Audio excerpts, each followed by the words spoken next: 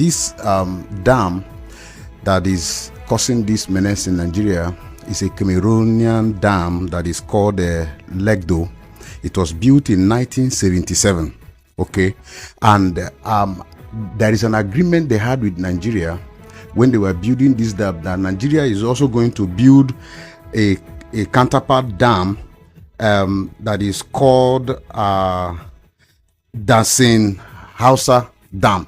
Okay, this dam we are supposed to be 2.5 size of this Lado dam that Cameroon has built already. Yes, that Cameroon has built.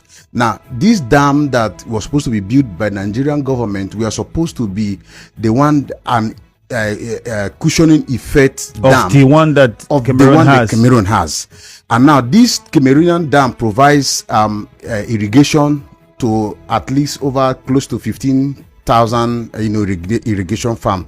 Okay, and these are own dam also supposed to provide irrigation to states like Adamawa, Benue, and all around that region. Yes, and also provide about 300 megawatts of electricity to that environment. But you see, Nigerian government, being a government that does not care about the life of the citizens, refuse to complete this dam, started and abandoned it. And to this effect, our people are being flooded. When Cameroon, and in 2013, Nigeria entered into another agreement with Cameroon that at least before you open this dam, because when there is an overflow, after it was opened in 2012, I think the first flood. Yes, in 2013 they had an agreement. And this agreement is that when the Cameroon dam is full and wants to release the excesses, that they should inform Nigerian government. For me, this is an irresponsibility, as long as I'm concerned, that the government chooses for Cameroonian government to inform them of when to open a dam and to prepare for the consequences, instead of building and completing a dam that they started since 1981. So it brings us to why we're asking this question, because we're aware that there is this work that can be done to completely avert the crisis that we're facing now. So why is the government not looking at doing it, one?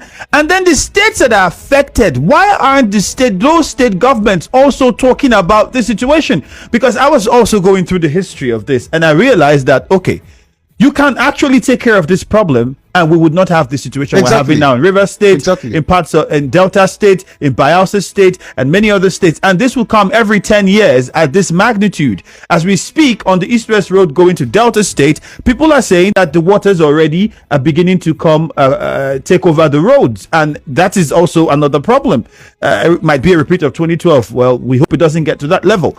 Why aren't these state governments affected also pushing to ensure that contract is revisited and the federal government does what is needed? That's why I said that it is a sheer irresponsibility on the part of those that govern Nigeria, because you can see that it is an aberration that in Nigeria, we prefer doing things that has to do with other citizens, completely outside Nigeria, than taking care of the people that we sworn to the Constitution to protect.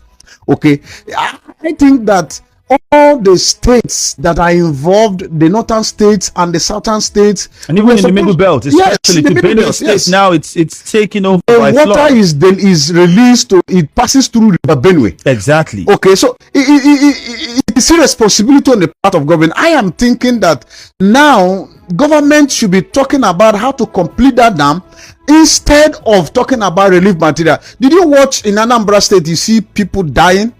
Did you watch and see in Benue people died? As I speak to you, the entire Edema has been cut off. I can't go to my village.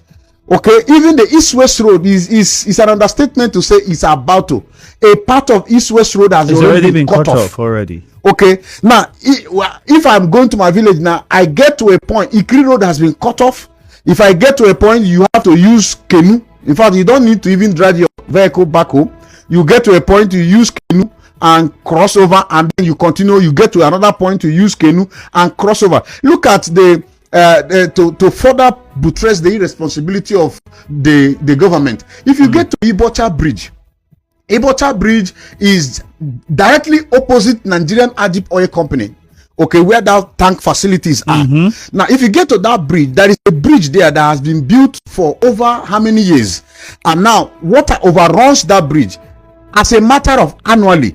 And now, Rivers State government, as a promise, as a electionary promise, told us that we are going to build another road, which they have been constructing since 7 years in office and have not completed. And if you get to that part of the bridge, the other side of the extension of the bridge is also constructed at a level where water also overruns it. It's irresponsibility. Okay, now that part of Ebematu is cut off. The part of Imo State you can go through Imo State is cut off. The part through River State is cut off. And yet, this is a part of River State that produce, like you will say, the golden fish that laid the golden egg.